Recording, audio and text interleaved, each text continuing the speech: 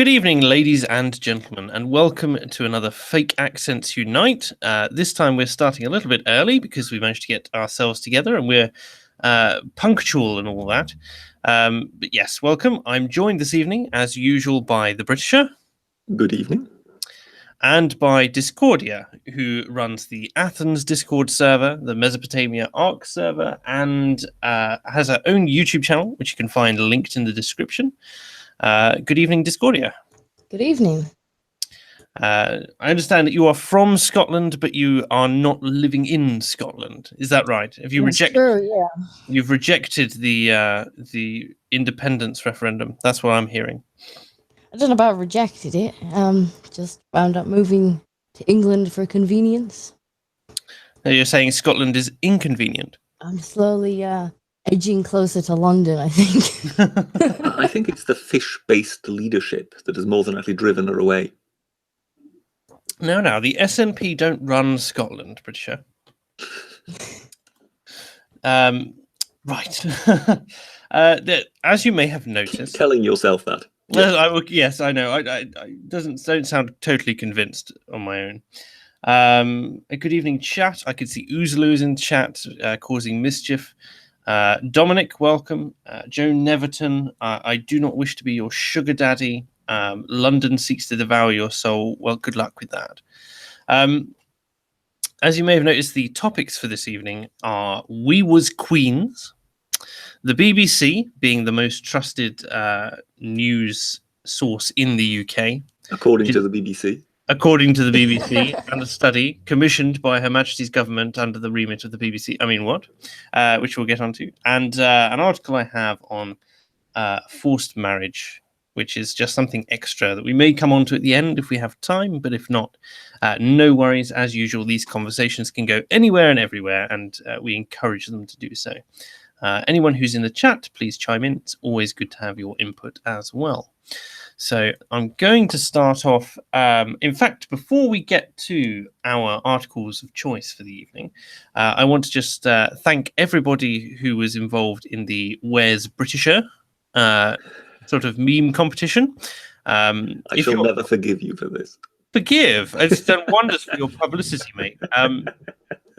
For people who don't know, I issued a challenge last week on Tuesday, which asked people to submit their best Where's Britisher sort of memes, which would involve photoshopping the Britisher's avatar into any and all sort of historical or silly or wacky photos, and he didn't necessarily need to be completely hidden, but we went with a sort of where's Wally, where's Waldo Britisher vibe.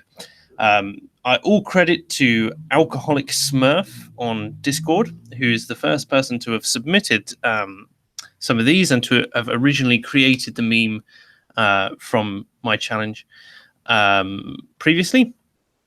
So full credit to him. I will be judging those tomorrow, but just to let you know about a few of those, I will, after I answer the phone, share a few of those with you. Bear with me, please. It's more than likely the KGB calling, asking where they need to send the money.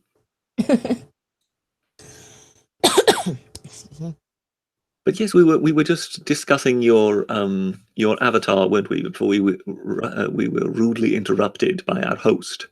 True, yeah. And launched the whole thing.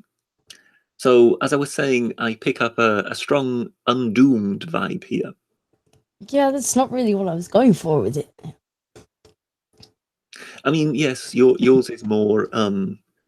Obviously, mine looks a lot better. Yours is more of a vector, whereas his is considerably more Humpty Dumpty in shape. True. I just kind of went with the vector version of a photograph. But yeah, I see what you mean with the kind of faceless avatar. Okay, we're back now. Apologies for that, everyone. That seems to happen every single time I try and stream at the moment. I get a phone call, but I'm going to share my screen now. So how is Mr. Putin? Mr. Putin is great. No affiliation to a popular Russian dictator. Right, here we are. So here are some of the really great submissions. which we have probably shown a couple of times before. So, as you may notice, British are on the bus, following around. People saying too easy. So here's a slightly more difficult one, and varying there. So this is the kinds of things we're seeing. I have had some quite out there ones as well. So if we go past the general historic ones, we have the Britisher being sexually assaulted by Queen Victoria. It's a good one. We have yes, Hitler at a speech of a certain well-known historical figure. I'm most disappointed on that photo. I'm not caught in the act of throwing something. Oh, no, of course. You're too busy taking notes. But global political interests hold no interest for you. I mean, you take them down, but you do not interfere.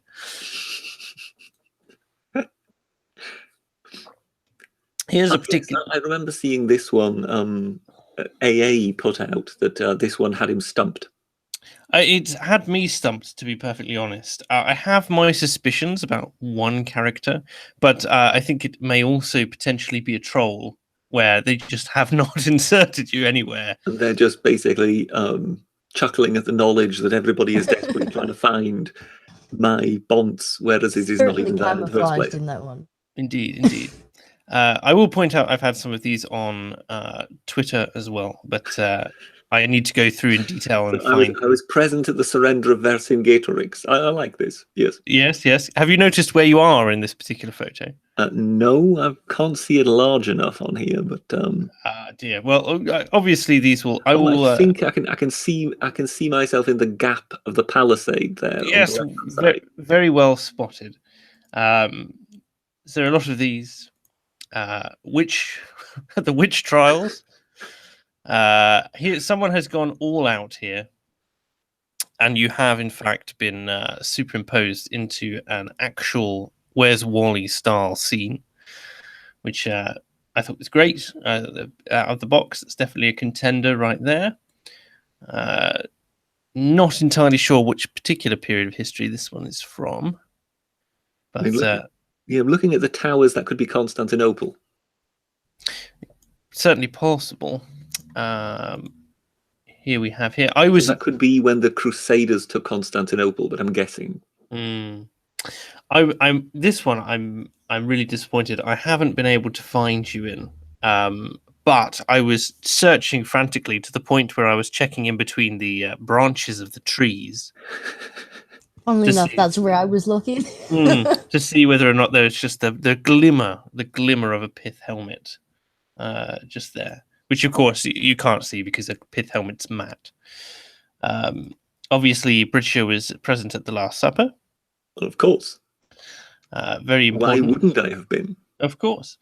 So we've had a number of these there, and I think they're really great. And I think it's really good fun to see the community sort of rallying behind a lot of this stuff and having fun with it. I think that's really great. Yes, when I set up a YouTube channel, I never really thought that this sort of thing might happen. No, but at the same time, it's great. I love that we have a committed sort of artistic base who are happy to throw things into Paint or Photoshop and enjoy it and make it funny. So really looking forward to that. The prize of £20 will go out to the winner tomorrow. I will contact whoever it is directly, either via Twitter or Discord, and it will be we'll sort it out then. Right, on to the first serious topic of the evening.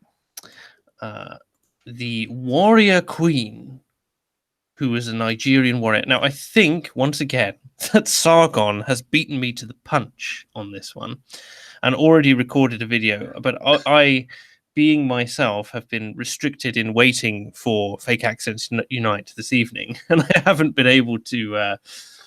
obviously, I thought it was better suited for this kind of conversation. So we'll watch the whole thing because it's only a minute long, and there is no audio apart from just a vague, generic drumming in the background. But there are subtitles, so we'll go along. We'll pause it as and when we need to, and will enjoy.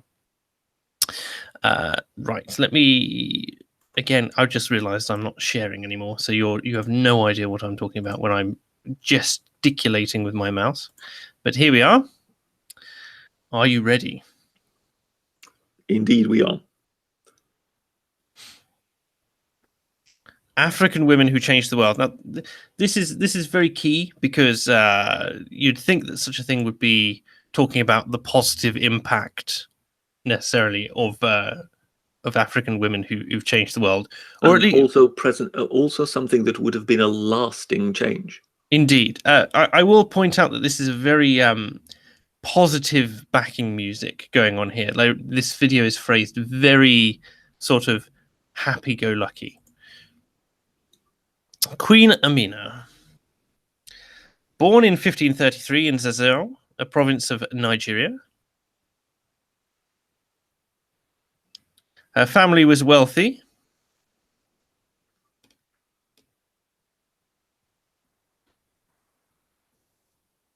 And when her father died, her brother took the throne. She decided to become a warrior, a ruthless one at that, and earned the respect of the male-dominated military. Now, again, this is something I probably take issue with. It's the male-dominated military, as if it wasn't a basically a requirement of the military that it was male-dominated. Yeah, it's also interesting the male-dominated military. I mean, are we really talking standing armies here, or? Well, their air force was fairly underdeveloped at this point, so I think standing army. So, yeah. I think standing army is there, but also maybe. but they're holding her up as this woman who, but just by the phrasing, that also by the look of it, katanas seem to have been quite widespread in northern Nigeria in the 16th century. Well, they was kangs and queens, so they had access to all these. That's a Wakandan sword, it's all vibranium. I mean, wasn't it around Nigeria somewhere abouts where there were the female warriors for a particular tribe? I am not that familiar with Nigerian history. I'm sort of thinking, wasn't there a king who had kind of like a female elite guard of sorts? Perhaps someone in the chat knows.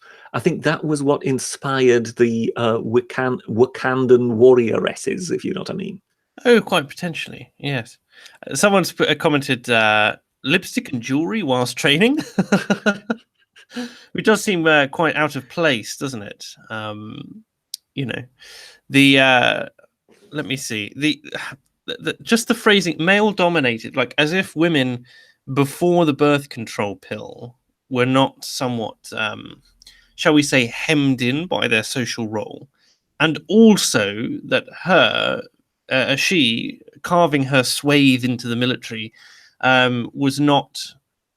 Only able to sister of the chap who took the throne. Exactly, and she was only able to do so because of her status as both a princess, no doubt, and also the wealth of her family. There we go. See, Miss Star Susan says Dahomey Amazons, so that rings a bell. Yes, but I think that was somewhere roundabouts in that part of the world. It was somewhere in West Africa, I believe.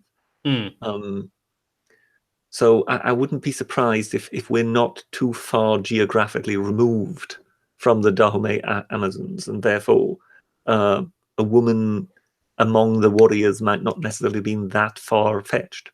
Indeed. And isn't it interesting that she's described as ruthless?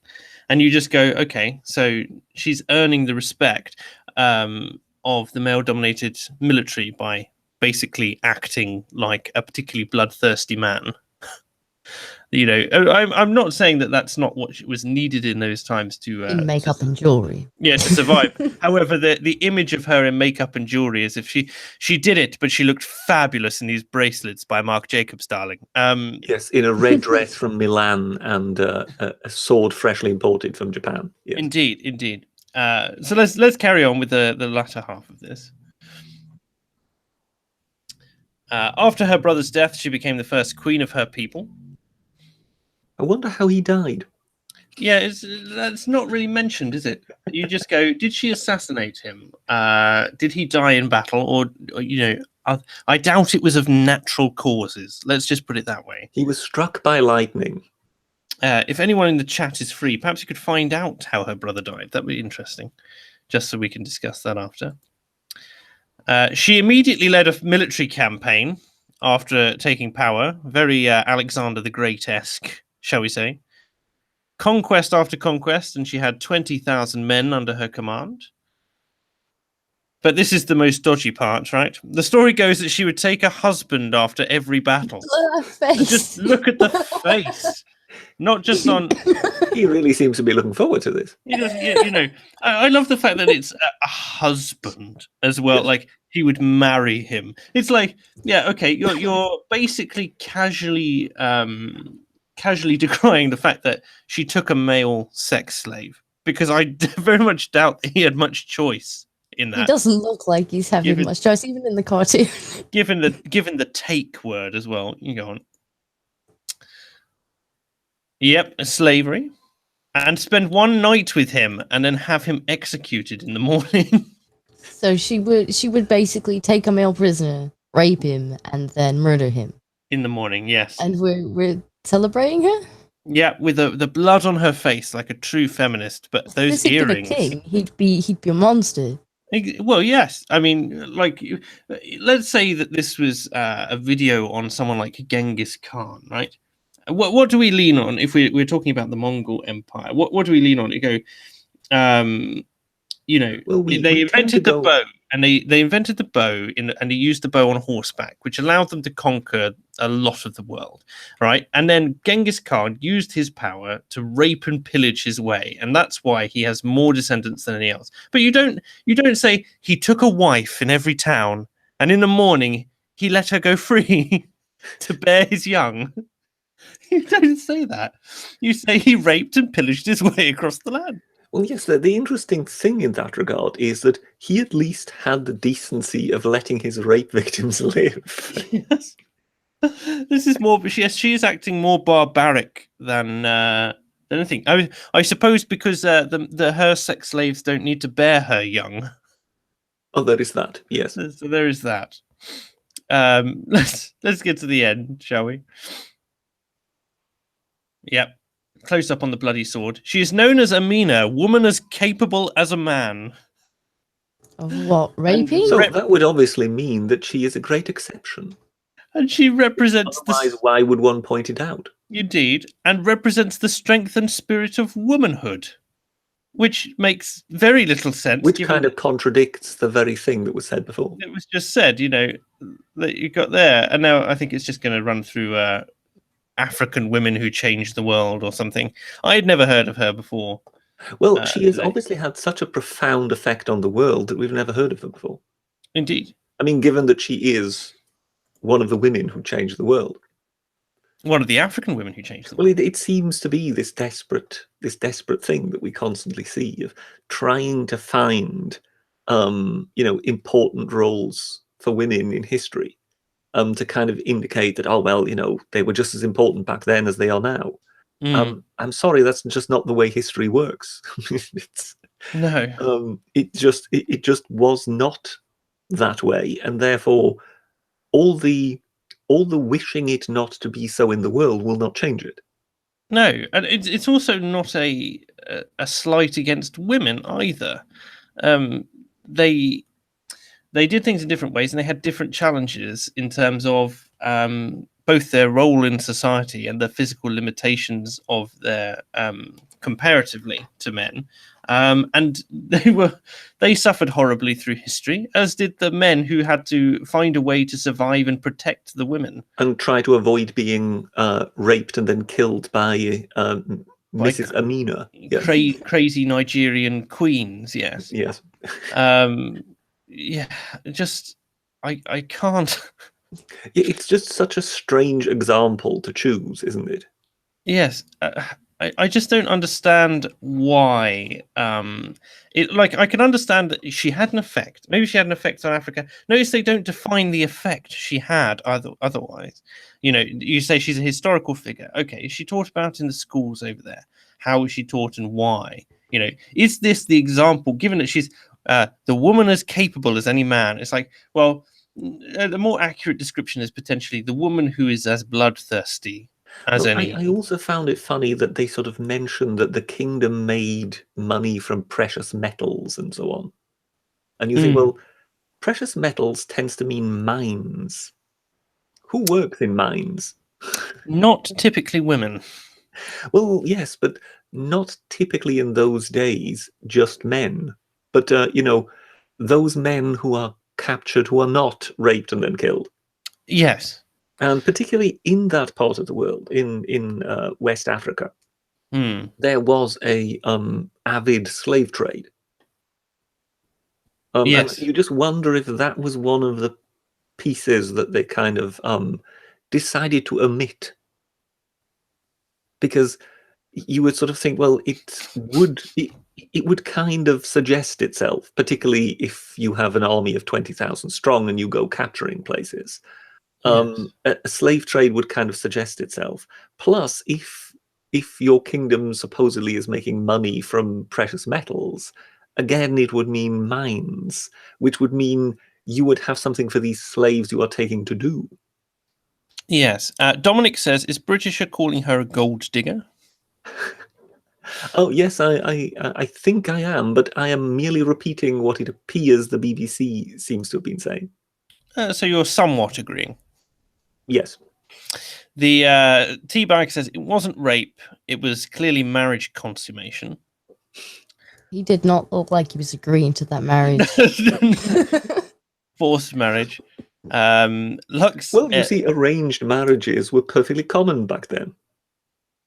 Yes, I'm it not makes sure that they were just sense. arranged by one side, though. Well, yes, but I mean, what's wrong with that? Tie you up here. It I wasn't have as if for us to get married. it wasn't as if there was a Me Too movement back then, and if so, it would only have been concerned with women's rights. Yes, obviously. I saw something not entirely dissimilar from the Independent, which was talking about only 5 of New York City's 150 statues of women. And now the city is looking to change that. And there's a picture of a woman with a sign saying, "Where are the girls?" or something like that. Oh, good God. To which I responded, men have outdone women throughout most of history due to men's primary role being work on everything involved in building society, whilst women had to help at home due to a lack of birth control. Where are they? Not innovating for most of history. And I'm not saying that there aren't exceptions, but that it's just a biological fact. And again, it's not a slight against women. It's just the fact of. It's just the way things are. Yes. Or it was just the way things certainly were. I mean, things are a lot more. Oh, yes, but that's what I mean. I mean, the past is what it is. I mean, there's no way we can retrospectively change anything. And erecting statues to little girls that stand in the way of bulls on Wall Street is not going to change anything. No, I don't think so either. If anything, well, it's like there a number of things. So you've got the girl standing in front of the bull, which with her hands on her hips, and it is kind of a perfect allegory for the Yes. kind of person who is trying to do something like to prove that they are empowered. They put themselves in a horrendously dangerous situation And are about to be flattened. Yes. Yes, without realizing it, being too arrogant to realize it, and not. And of course, the ultimate answer, of course, has already been created on this side of the Atlantic, and that is the statue to Millicent Fawcett in Parliament Square, which again was simply erected not because one specifically wanted to erect a statue to Millicent Fawcett, but again because one wanted a woman in Parliament Square, and all the other statues so far had been male. So once again, the motivation to erect the statue was entirely wrong. Do you have any comments, Discordia? Not on this particularly. Fair I'm enough. terrible with who's who from history. It's just like, yes, people. Dear. It's all right. We'll. I show things, but it's just opinion. It's like what do you think about the fact that the tone of this video, and the way in which currently the media seems to be portraying things to a sort of double standard. Yeah, I mean, if that had been any of the men from history who had done similar, we'd be turning them into monsters. But because it's a woman, she's a hero who changed the world by killing people, taking slaves, raping people. But because she's a woman, it was revolutionary. Yes, it was. She was. What was the words they used to describe Caitlyn? It was stunning and brave. That's what I'm did hearing. It all while in her makeup and fancy jewelry and looking amazing. Looked fabulous whilst doing it. Did it better than the men. In fact, was more brutal than the men, thereby proving she could do it better. And had a profound impact on her country. Yes, it doesn't matter that it was a horrendous impact. One that had no positive benefits in the slightest. One that perpetuated slavery, apparently, and tyranny. But people make mistakes along the way. We should just applaud her for coming out as the ruthless warrior queen that she was. I just wonder how different that video would have been if we'd switched her for a prince. And of course, given that would have still been in Africa, Queen Cleopatra is, of course, not worth mentioning because she was not a warrior. Oh, she may come up, obviously, as a woman who changed Africa, but I very much doubt it.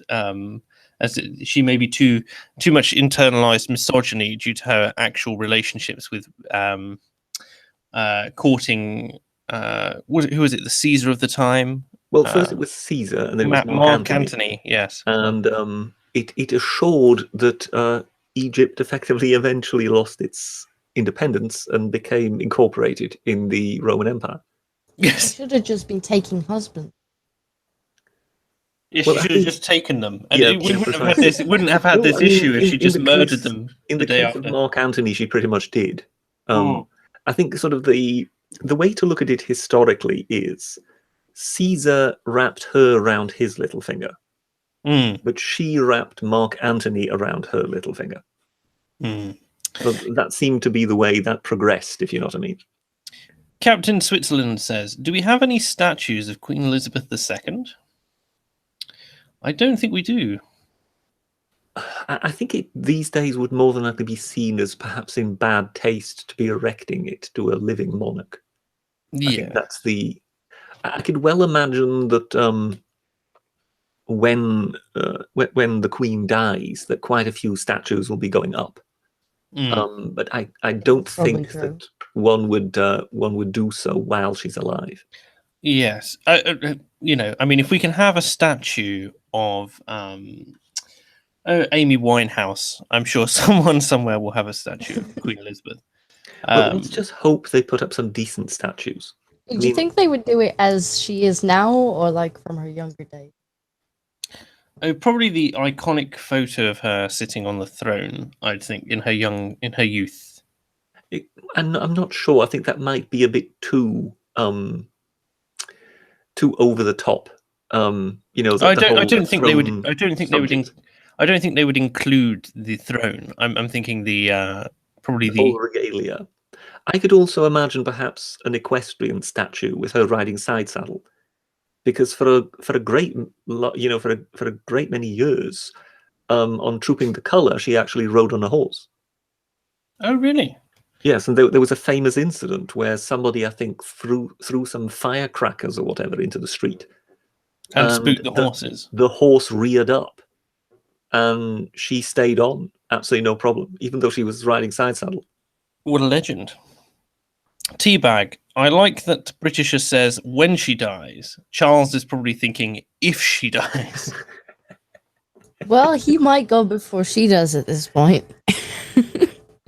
Yes, there She's- is that she's- chance. I mean, She's holding in there, isn't they she? do all seem to be fairly long-lived in that particular family. Quite robust, yes. It's probably due to the there's so many genes running around in the royal family at this point that they've probably gained so many evolutionary strengths from every conceivable corner of Europe at this Well, point. aside from that, of course, they also have the advantage of effectively having the best of everything on call 24/7. Mm. So if one of them gets a sniffle, they can effectively get the country's best doctor to attend them within a matter of hours. Mm. So that does kind of reduce the wear and tear your body suffers somewhat. That is true. Can we think off the top of our heads of any sort of either rulers, female rulers, or impactful women who have made a positive change for the world, who would be a better replacement than this Nigerian warlordess? Elizabeth I? Other than Elizabeth I, yes? I'm struggling here. I'm not quite sure what her achievement was, but there's a reason why one refers to her as Catherine the Great of Russia. Let me have a look, actually. Here we go. Talk amongst yourselves. It's all good. I'm just sort of trying to think of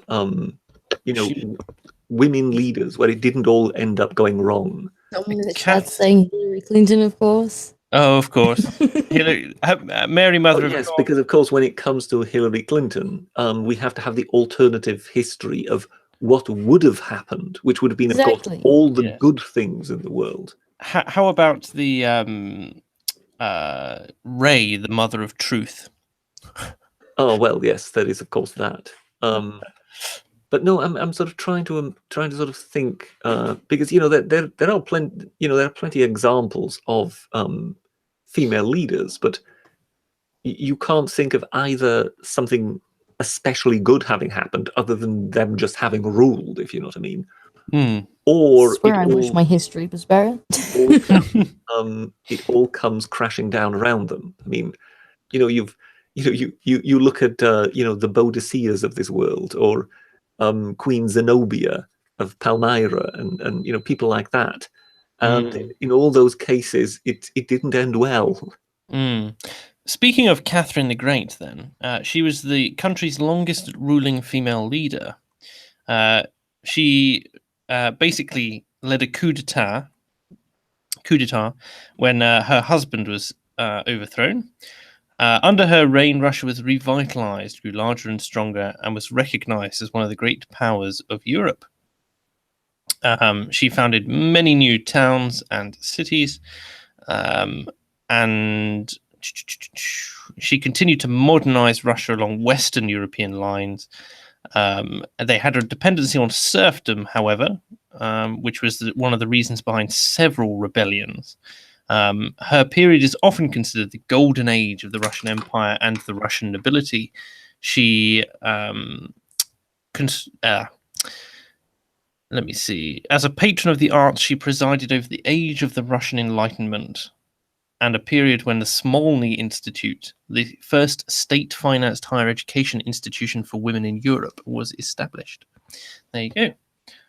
That's a bit more positive, surely.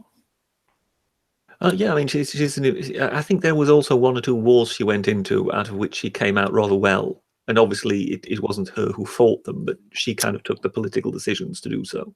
Yes. If I remember rightly, her son absolutely hated her. And when he came to power afterwards, he spread a few, let's say, malicious rumors.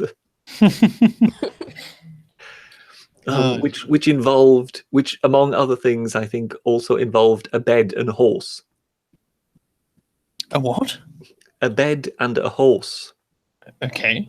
Yes. So yes, he wasn't particularly gentlemanly in the type of rumors he chose to spread about his mother. No, it doesn't seem to be particularly. That doesn't seem to be particularly pleasant. I'm guessing this was after she died, if he'd taken the throne. So she couldn't it was after her death. Yes. Chat is saying, Russian, great woman. Are you in collusion with the Russians? Well, you Clearly. know, I mean, you took the call just before, so I'm assuming Mr. Putin is sending the payment. Well, it would be very. It wouldn't be so obvious. It would be, in fact, not so obvious if I was, in fact, in the employ of the Russians with my whole 497 subscribers leading the charge of the Russian bots. I actually managed to sequester myself into the American election, and I am the reason Trump is with us today. You know, that Well, I sort of mean, thing. I I've- never doubted it. I have 3 great rooms full of ballot boxes over here, which have all the miscounted and replaced ballot votes in. The hanging chads. I can that I can use to blackmail Trump into doing whatever I want. I fancied a space force, and now we're getting a space force. So what do you know? Yes, I'm always. You know, I suggested this on Twitter, and nobody took me up on it. But I really think it should be the amazing atheist who leads the Space Force for America. Mm-hmm. And it should be, you know, his first vessel should be called the USS Enterprise. And it should be led by, as I say, it should be commanded by T.J. Kirk. I'm not against this plan. No, this is almost as memey as Boaty McBoatface. I think somebody should draw this. I did see. In fact, yeah, I need to get. Yes, but I've got the feeling if we follow that rule, the vessel would not be called the USS Enterprise. It would be called the Trumpy McTrumpface. I need to get Ritualist actually interested in the channel so that he can draw things for us. Binary Surfer says you all seem to have ignored the most important question: what chapter of Space Marines will be getting? The not very long-lived kind, I imagine, who aren't very concerned about their bone structure. You need to help me here. Chapter of Space Marines. Space Marines are a they're a faction within the game Warhammer 40k. Ah, I see. Because I heard Space Marines and I was thinking aliens. If I recall, those were the Space Marines. You'd be surprised. Let me have a look. Space Marine. Here we go. Right, images. Let me share my screen with you, and you can be educated on this. Here you go. Google. There you are. Space Marines. That's what they look like. Yes, a sort of a tank on legs, really. Basically, genetically modified super soldiers, which obviously the US is yet to start to work on in the public eye, but soon God Emperor Trump will preside over his own chapter. Would make sense, no? Oh, completely. I mean, I can't see how one could think otherwise. But would they be in the right color there? Because they were all in blue. I think they would get like a US flag version. Very the patriotic red, white, and blue. I was just thinking because blue isn't that the Democrat color? I have no idea. That was the thing I suggested once upon a time when they put up the Angel of the North at Gateshead. Oh right. I don't know if you're familiar with that particular giant wooden structure with. One wishes it were wood. It's a giant steel structure, and as was pointed out at the time, it has Messerschmitt wings. Yes. The wings are those pretty much of the shape of a Messerschmitt BF 109. And there's some people with too much time on their hands here, but go on. Yes, but the whole thing is kind of lovingly sort of put up in a sort of rust red. And of course you think of the Northeast and you think, okay, yeah, Labour. I mean, Gateshead, Newcastle, Sunderland, Middlesbrough. I mean, those are all solid Labour constituencies. Pretty much all of them. And you sort of think, okay, so they've put up a giant red statue in that part of the world that kind of has got its allegiances with the Red Party. And that's why I thought I would be perfectly willing to let them have their giant statue under one single condition. You need to paint it Tory blue. And if they then still want it, they can have it. Oh dear. But if they want it and they want it in red, then there may be different reasons why they want the statue. Not because it's some great work of art, but because they wish it to symbolize something. I If you just follow my drift. Yes, no, I see where you're going with this. But let me see what the chat is saying. Tingle says it's cheating to Google stuff. Well, I'm sorry, it's only cheating if you don't get away with it, and I think we've solidly got away with it. I don't think anybody noticed. No, it's all fine. Binary Surfer is asking me to check my Discord. He has linked me songified version of Space Force theme song. Unfortunately, I could try, but I don't think I can play it through. There is even such a thing as a Hangouts. Space Force theme song. Well, someone will have made one as a me. Let me try this, right? It's too funny not to put. Okay. If I will screen share, I will disconnect my headphones, and we'll have a listen. All right.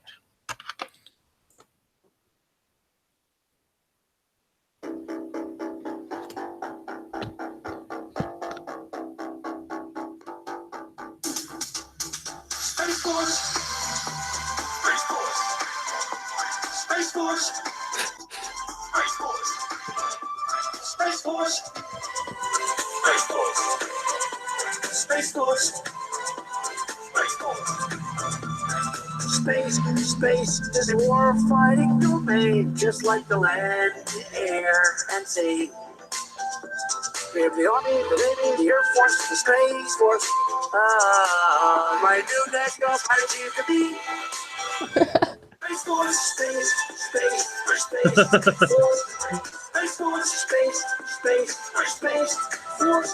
Space Force, space, Force. Space Force, space, Force. We're doing a tremendous amount of work in space. I said maybe we need a new force. We'll call it the Space Force. And I was not really serious. And then I said, what a great idea. Tremendous. Space Force, space, Force. Space Force, space, Force. Space Force, space. Before I get a copyright strike. Well, I had The Forbidden Planet and The Day the Earth Stood Still. Those two I recognised. There obviously was a lot more material in there, but I couldn't place it. The funniest thing I saw in there had to be the spokesman for BitConnect. The spokesman for BitConnect being on there.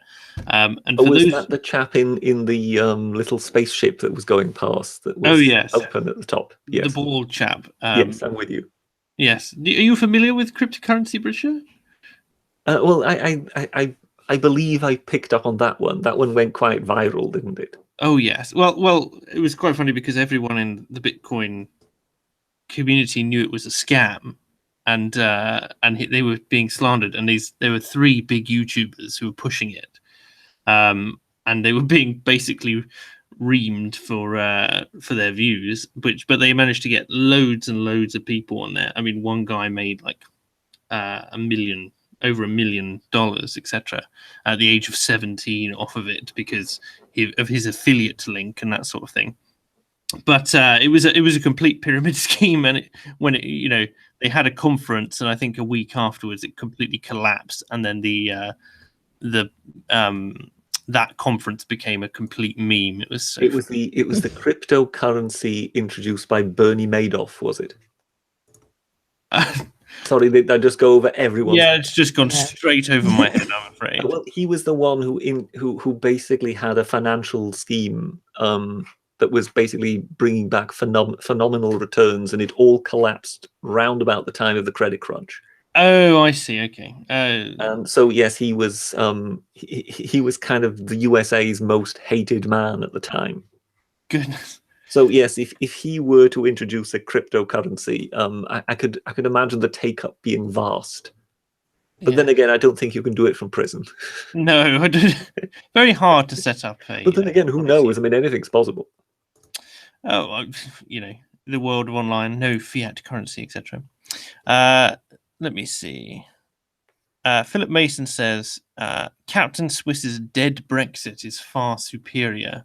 After Liberal Zardos said, "Nice tune, takes me back to Saturday morning kids cartoons like the Visionaries and the Raccoons." Yes, Captain Brexit's dead Brexit is Captain quite funny. Brexit. Captain Switzerland. Did I say Captain Brexit? You said Captain. I tell you, he's pushing an agenda on you, Captain Swiss. Yes, if you haven't seen it already, after Fake Accents, you should definitely go and watch Captain Swiss's Dead Brexit, which is a Captain Brexit's Dead Switzerland. Yes. Yes, Captain Brexit's Dead Switzerland. But it's a video he's it's made. A kind of cheese-related video. Yes. It's not Captain. It's full of holes. It's full of holes. Anyway, it's a trailer for Dead Island 2 that has been remashed, and it is absolutely brilliant representation of the way Brexit is going right now. Absolutely phenomenal. So yes, you can find the link to that on Twitter, or you can just search for Captain Switzerland's channel after Fake Accents has finished. It is funny, though, isn't it, that Captain Switzerland should be interested in Brexit? Because, of course, the Swiss are not in the EU, but they seem to be desperate to somehow disentangle themselves from the entanglement they're in. Disentangled from the entanglement. Say that 10 times fast. Yes, disentangled from the entanglement. Because, of course, the Swiss, they were effectively, they were the canary down the coal mine. They were the first country that kind of said boo. Because I think it was about 2 years before Brexit that the Swiss had a referendum in which they decided they would no longer accept unlimited immigration. Yes. And of course, the Swiss they've got sort of many sort of multilateral contracts with the EU that effectively allow them freedom of movement and allow them, therefore, to trade freely. But the Swiss were never really that interested in the freedom of movement part. No, I mean, they're hemmed in by mountains. They don't really. Yeah, I mean, they've got very little actual livable space in Switzerland. You know, Switzerland is a very small country, but most of it is mountains. So they have got a problem in that regard, and their population has gone up significantly since then. And at some point, they had enough, and they just went, right, that's it. We don't want any more.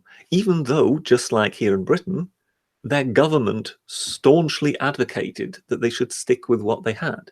The Swiss populace just went, no, this is no longer working for us.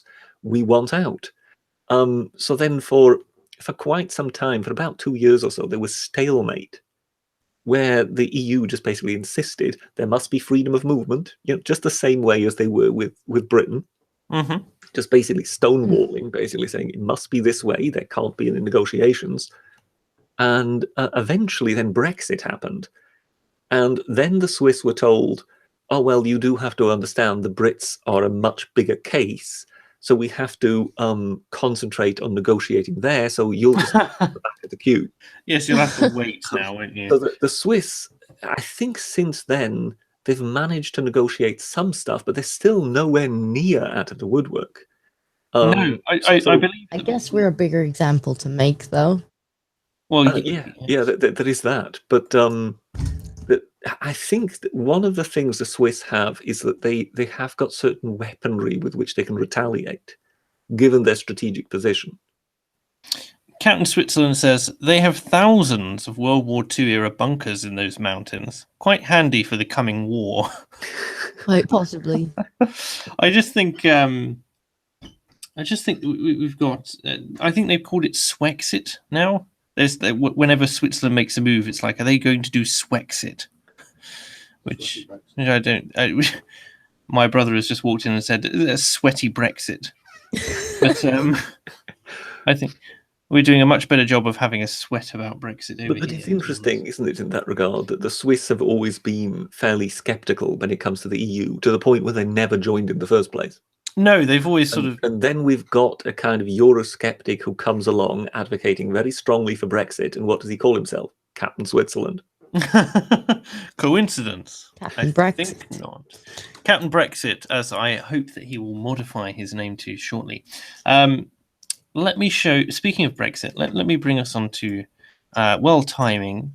Our next article, which says number 10, deny plan for army role in no deal Brexit. Now, the key thing for this article that I'm interested in is not necessarily the army position, because it's rather a moot point. The government will say what it's going to say until it doesn't. But the idea that they are planning for a no deal Brexit in the first place, because we've heard so many times about how awful this would be and how we couldn't possibly, and so we won't even. Yeah, the market will suddenly just grind to a halt. Supply and demand will no longer be functional. And we will stagnate, sitting in our homes, unsure of what to do without the benevolence of the EU's guidance. We will turn on the taps and no water will come. Of course, no, because the idea of having... Because the water comes from France, we all know that. Well, yes. It's pumped through the Channel Tunnel. It explains why it's dirtier in the north, because it has to go further. Let me see. Downing Street says there are no plans to use the army to maintain food and other supplies in the event of the UK leaving the EU with no Brexit deal. So that's... I mean, they do realise that the only thing that could possibly happen is that the goods get to be more expensive. Mm-hmm. They would still move. Oh yes, people would still come, but you would lose the subsidy. So I expect the price of milk will rise either relatively substantially, or we will just continue with our current subsidy program, which we already maintain, in order to keep the price of milk low. I mean, milk is very cheap comparatively, per gallon. I mean, it's cheaper today than it was 20 years ago. Mm-hmm. But anyway. Number 10 is expected to publish around 70 separate papers with advice about the implications of no deal. Can you imagine getting the leaflet through your door with the 70 different things to do? It's like, like when the bombs come, you must, stop, drop, get under the table, make sure you're in a stable part of the house, perhaps have a shelter prepared, ensure you've got enough canned bread. Exactly. It's the greatest thing since sliced. I was actually reading an article yesterday about how possibly with a no-deal Brexit, we could get 10 years of tariff-free trade by one of the clauses in the EU. Like if they can't come to an agreement, then we get like a further 10 years to come to an agreement.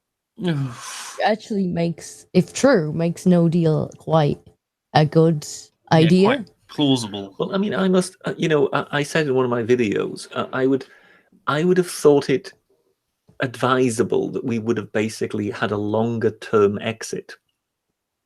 But basically, we wouldn't have had this by 2 years, everything needs to be done. And then after that, the train hits the buffers. Because I think we should have been realistic to the point of saying, look, if you want to, I'm using this word again, disentangle something that is so entangled, you may indeed need a few years. And I think as long as you could indicate that actually things were moving, then I think people would be quite willing to kind of go along with it. I think the attitude, if the attitude had been correct, 2 years would have been achievable. But the attitudes have been so all over the place. And now, of course, we have a Remain-only cabinet. Yeah. To the point where we are shooting ourselves in the foot with every other step we take when it comes to this deal. So I just find it ridiculous. The papers that number 10 is going to publish will be published in August and September and will contain information for different industries. You wonder to what extent, given we have a Remain cabinet, this is going to be Project Fear all over again. To industries to sort of drive them. I mean, I did see something in Wetherspoons, interestingly, the other week when I went down there for a drink, which was their CEO is very pro-Brexit, isn't he? Oh, yes. They had literally next to the menus, they had little, what do you call them? Like an advertising, like a bit of cardboard in a triangle shape, anyway, like a placeholder, with Brexit good for free trade and all sorts of that sort of thing printed up on it. And I was shocked to see such an overt thing, but in such a mainstream pub as well. Big chain with a lot of reach. I thought it was going to be interesting. Silly Sailor says Project Fear. So what never you're stopped. saying is that Weatherspoons is a pub chain for Nazis. Well, you've already seen my So I don't think Owen Jones will be seen in a Weatherspoons anytime soon. No, I don't think so either. I mean, you've seen the new political compass, have you not? Yes, I saw that. People seem to have liked that. A friend sent. I particularly like the positioning of Jordan Peterson. That is Yes, right at the top. Given that he's not particularly authoritarian as well, I find it quite hilarious. 30 successful tweet. I think people seem to have liked that. It was actually sent to me by a friend. It's not an original, sadly, but I just shamelessly re-uploaded it. Yes, it actually looks frighteningly like the Finnish sign for their air force during the entire time of the Second World War. I tell you, the chances of this stream ever being monetized are now effectively zero. Now that I've promoted Nazism. Well, no, as I say, the Finns had, you know how we've got the blue with the red dot in the center. Yes, that's the kind of sign for the RAF. The Finns for a long time had a white circle with a pale blue swastika like that. And it just so happened during the Second World War they were the allies of the Germans, because the reason they were allies with them is because the Russians had attacked them, and therefore because the Germans were at war with the Russians, they obviously allied with the Germans. One second. Karl Marx did nothing wrong and was a visionary of this great age that we're in now. Sorry, I just had to give YouTube a few things to get me back in there. Oh yes, of course. I understand. Definitely I know that I recognize that technique from certain tweets that I made earlier this afternoon. Did we mention these at the beginning? I don't think we did. No, we haven't got there yet. But no, with the pale blue swastika, the reason the Finns had a swastika had nothing to do with Hitler or the Nazis. Well, no, the swastika itself harks back to ancient India, does it not? And most of it's a very ancient symbol, yes. Yes. But in this particular case, the reason they had the swastika was because there was no, basically the Finnish Air Force needed to be invented. And the way they got an Air Force was that a rich Swede donated them a plane. Oh, I see. Okay. And it just so happened that, in a way, the family symbol of that particular Swedish family was a swastika. So, in honor of him, they had a swastika. They had a swastika in the Finnish colors, because if you look at the Finnish flag, it's a pale blue cross on a white background. So they had a swastika in pale blue on a white background. But you look today at the old imagery of their Air Force, and you just go, "Ooh, that looks a bit touchy." Finnish, was it? Yes. Obviously, after the war, they then kind of decided to change that. They decided to having a swastika was no longer really politically correct. Yeah. But yes, for a long time they had a blue swastika. The ancient symbol. There you go. That's what it was back in the day.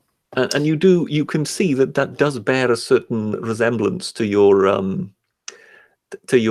political compass earlier. The new political compass.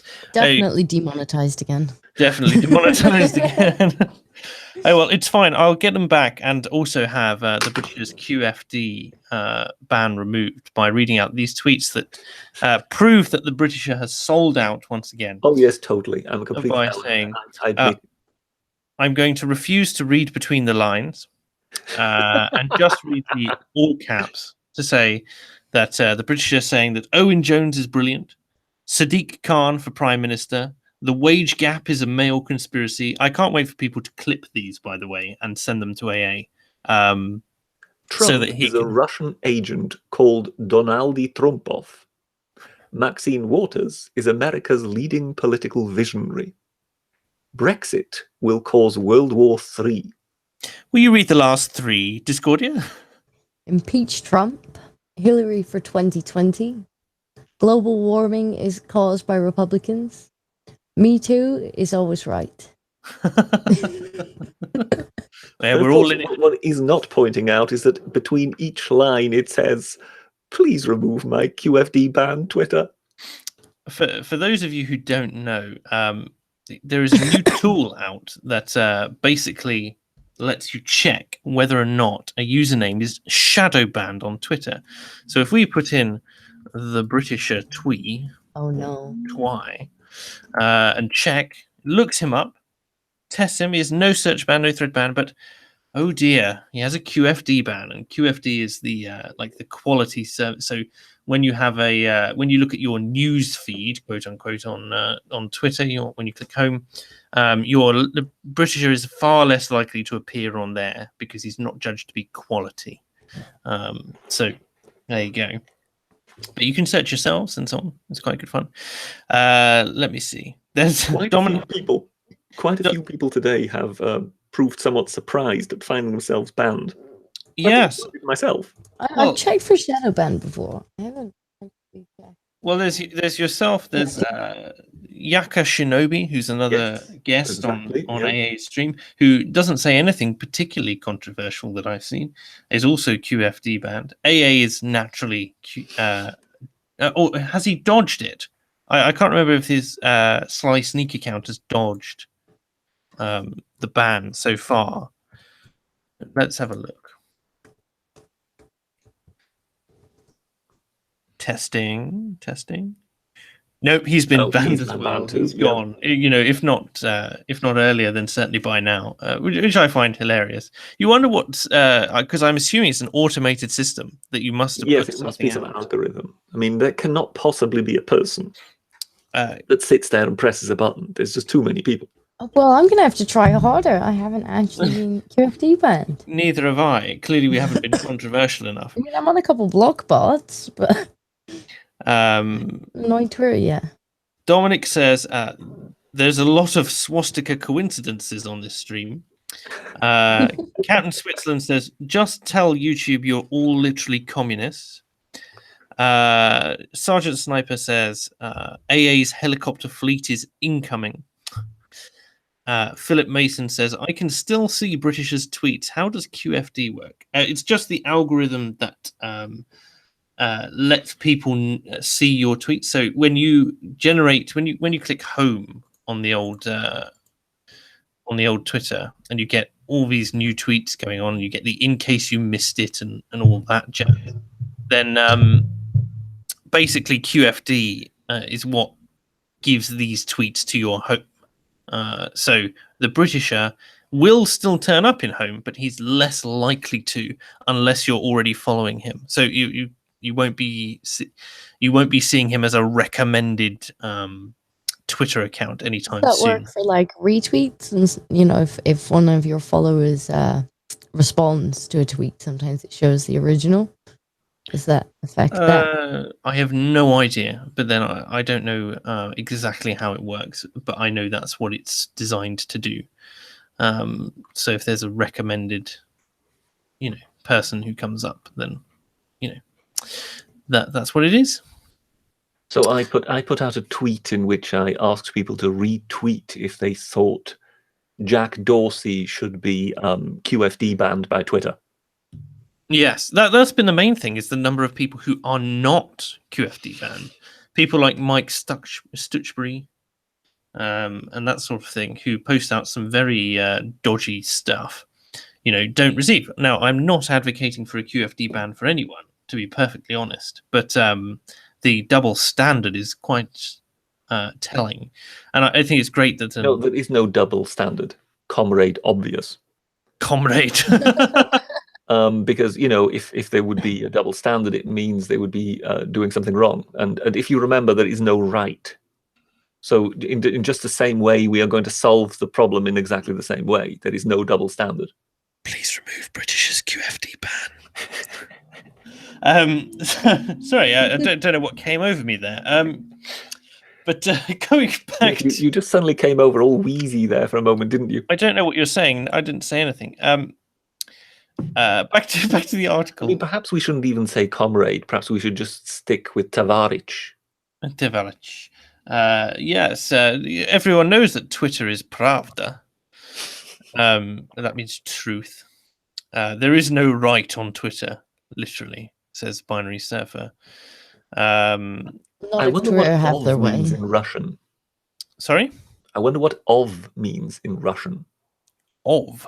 Yes, because pravda is truth, Yes. and tsarina would be queen. Yes. Yes. You don't know where I'm going here, do you? No, I Yes. yeah. It caught up with you eventually, didn't it? Of in Russian. Let's maybe just say translate to Russian. Enter text, and I will say Queen of Truth. Yeah, that's a lot of help. Well, it's Korolev. Hang on. Yes, Koroleva Pravdi. Yes, or I could change to mother, which would just be Mat Pravdi. But I think the Queen. Yeah, I think Tsarina would more than likely be Empress, would it? Quite possibly. No, Imperatrica. Imperatrica. But there you go. Who knew that we would be becoming Russian on stream today? Let's have a look at back there. But there we go. The show comment man says Mike Stutchbury and Count Dankula had a good gay romance for a bit. Well, I mean, Dankula's down to do a lot of things, but I doubt Mike Stutchbury is on that list. Juicy Blue Will says, surprisingly, Gerard Batten, whilst leading a political party, has managed to get shadow banned, and yet people like Farage, Mogg, and Neil Hamilton aren't. Well, interestingly, Gerard Batten is no longer shadow banned, which was sorted very, very quickly. But That's it was remarkable. So that happened within the day. He's still QFD banned. Oh. But the rest of his ban is gone. He was fully shadow banned. Oh, he was completely banned. Completely banned. And then, but also, now what was it? No paper would take the story either. No one was interested in doing it. Oh, it's just of absolutely no public interest to let it be known that a leader of a national party is banned. That's very interesting that for some reason the newspapers would not be interested in something like that. Well, this is something that Sargon as well is mentioning, that his Twitter ban now against Twitter's terms and conditions now that he's a public figure and a representative of UKIP. Well, it's an interesting one. I heard that an American politician had taken a very interesting angle on this. Now, from what I've heard, that will more than likely not lead anywhere, because I think they're already either working on restoring that person or they've already done so. But some politician effectively took the angle that, okay, it's perfectly entitled. The companies are perfectly entitled whom they QFD ban and whom they don't and whatsoever. Yes. But if they choose, therefore, to not QFD ban somebody, then that is effectively their choice. And that means that they are lending the power of their network to that particular person, whereas they're choosing not to lend it to another person.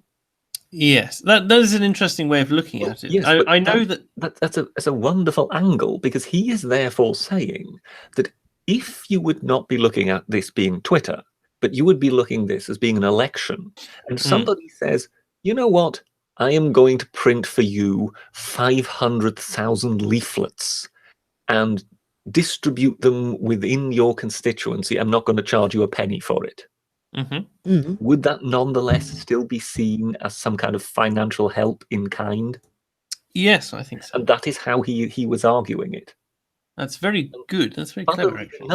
Funnily enough, it was immediately indicated, oh, no, we're going to remove this. So the QFD ban of this particular politician was pretty much gone within the hour.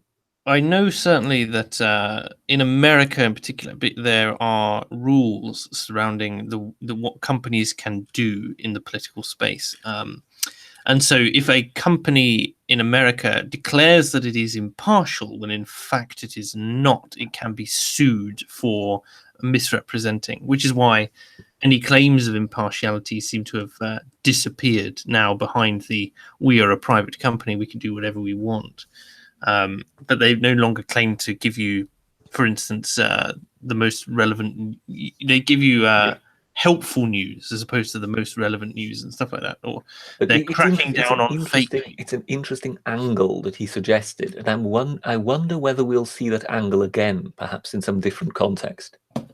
One Because hopes so. that seems to be one that kind of offers an angle of attack on them that they may find difficult to shake.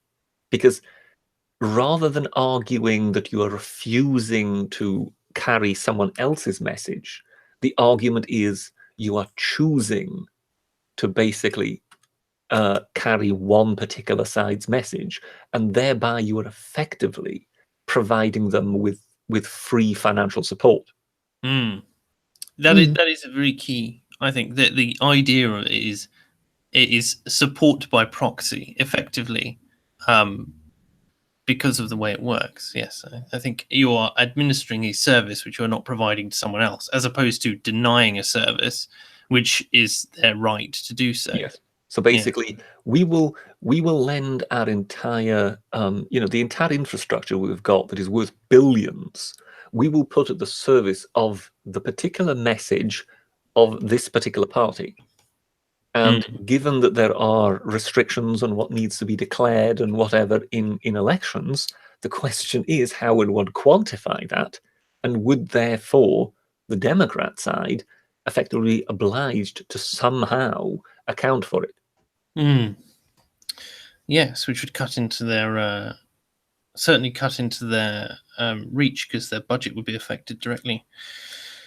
Back to Brexit, which we have departed from considerably to the US elections. Are we still talking about Captain Brexit? We're not talking about Captain Brexit. We're talking about the army and food, and obviously the new dark age that will descend upon the UK. Yeah, apparently I read the other day it's going to be a state of national emergency, leaving no deal. It was all very dramatic. We just go, like, within 2 weeks, we'd have something hashed out with America. I mean, it's like we already have a huge. Trump's already offered it, like, wasn't it a no tariff deal or something, or some really good deal?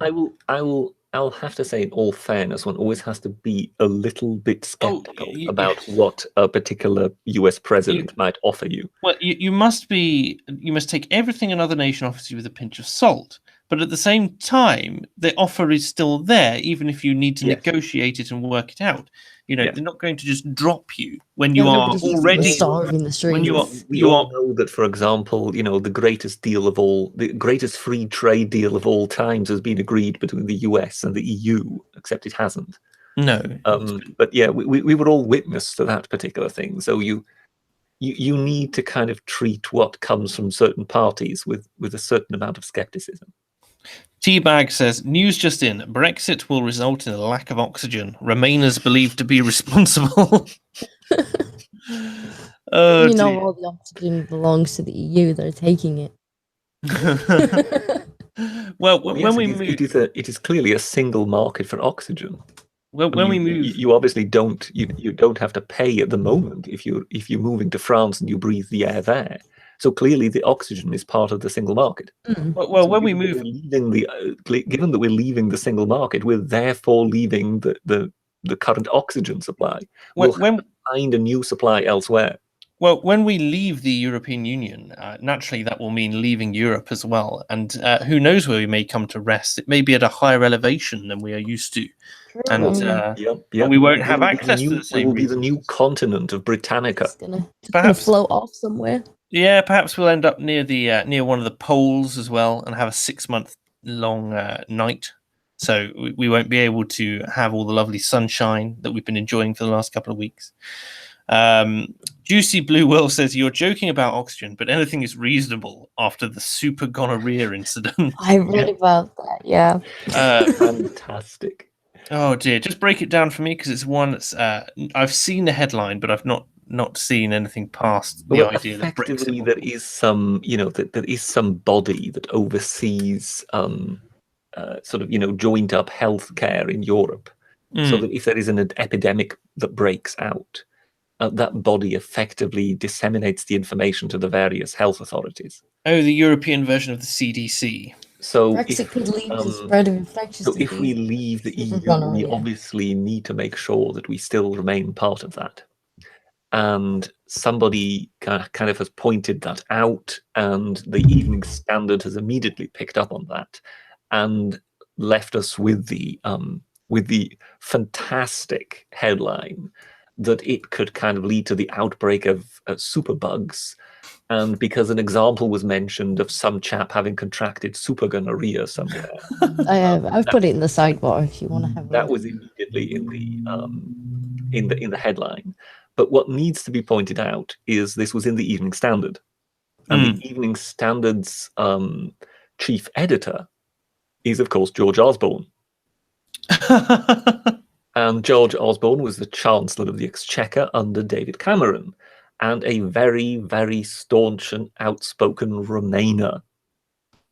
So the guy who oversees the editorial content of this newspaper is an outspoken Remainer. Surprise, surprise. I just love that it says Britain is said to be under significant threat from such diseases. It's like as if they will become more infectious. Yes. After like they're just waiting. They're just outside the English Channel. Is this a warning or a threat? It's a threat. You're going, and of course, you're the going, Europeans, like, if the you Europeans leave, would see we're going to send you some super gonorrhea. and the Europeans would see absolutely no risk in refusing to in any way cooperate with us, and then have us be a kind of bastion of pestilence just off their coast.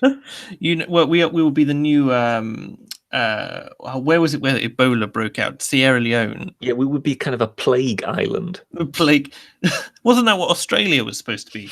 I'm just reading the line in this article. The only positive that we can say is not only to be about the UK patients, it is also about European patients who would be affected as well. Like, that's something to celebrate. We're going to give them more diseases.